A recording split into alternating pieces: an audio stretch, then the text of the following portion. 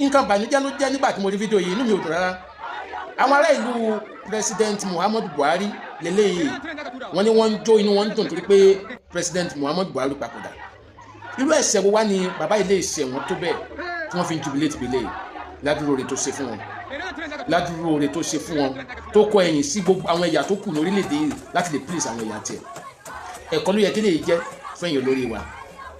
Kí ni àwọn èèyàn fẹ́ sọ nígbà tẹ́ bá lọ tán? Kí ni ẹbí fẹ́ sọ? Ará fẹ́ sọ? Kí ni ojúlùmọ̀ fẹ́ sọ? Kí ni ìjọ fẹ́ sọ? Kí ni àwọn ará àdúgbò fẹ́ sọ nígbà tó bá lọ tán? Ìṣòro òṣèlú nìkan ló bá wí o. Ẹ̀kọ́ ńlá ni, ẹ̀kọ́ ńlá ni. Nígbà tí MK Abiola papòdà, a rí bí àwọn ènìyàn ṣe ń sun ẹkún. Nígbà tí bàbá wa Awólọ́wọ̀ papòdà, a rí bí àwọn èèyàn ṣe ń sunkún. Nígbà tí bàbá wa Adékúnlé Ajásin papòdà, a rí bí àwọn èèyàn ṣe ń sunkún. Adéfarati papòdà, a rí bí àwọn èèyàn ṣe ń sunkún. Buhari wa papòdà, àwọn èèyàn wa ń jó. Àwọn especially àwọn ará ìlú ẹ̀, kí lẹ́yìn rò wípé ó lè fà á tí àwọn ará ìlú Buhari ṣe gbà mí lẹ́yìn papòdà. Ẹ fi rí hàn ní abẹ́ comment section. This is Adomade. Bye for now.